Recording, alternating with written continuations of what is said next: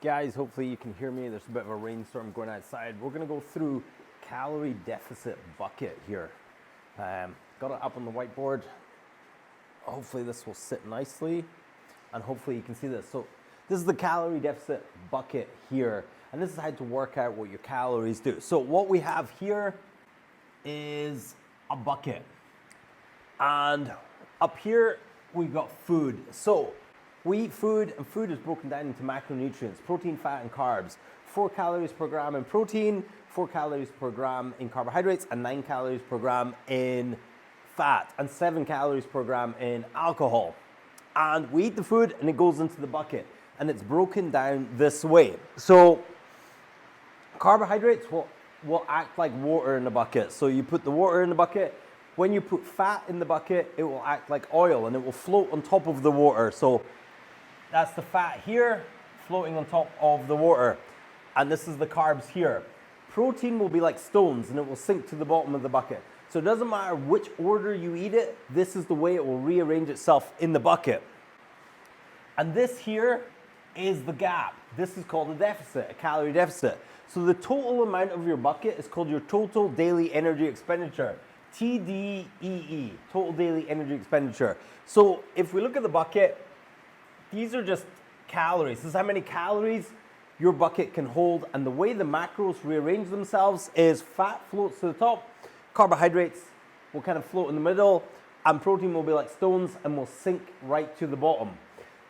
If you're here and you eat a bunch of protein, the fat just rises to the top, and it will cause this overspill into the separate bucket that we call body fat.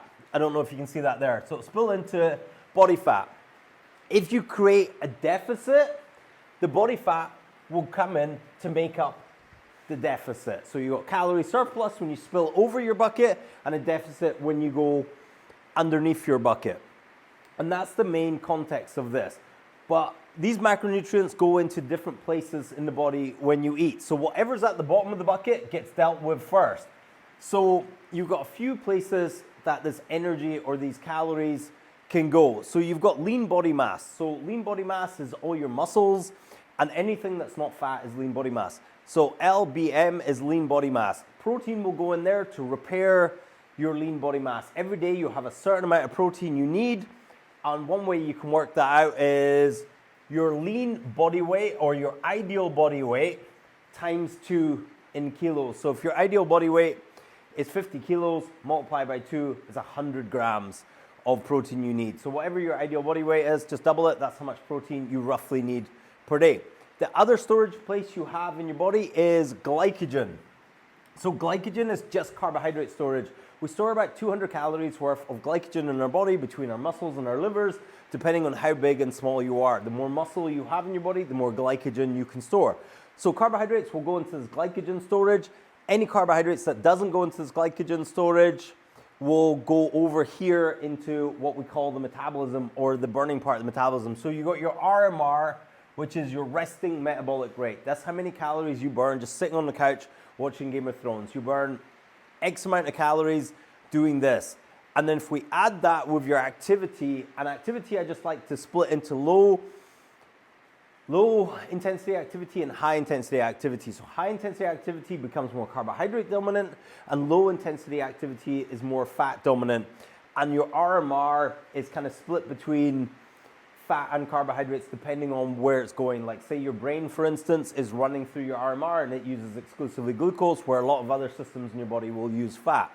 And these two things together is your total daily energy expenditure. So if you do a bunch of activity, you get a bigger bucket. If you do less activity, it will be as small as your RMR. If you're very sedentary and don't move a lot, it will be very close to your RMR. So that's the calorie deficit bucket, surplus and deficit explained. Hopefully that makes sense for you guys. If it doesn't, drop a comment and I'll try and help you guys out. Speak to you in the next one.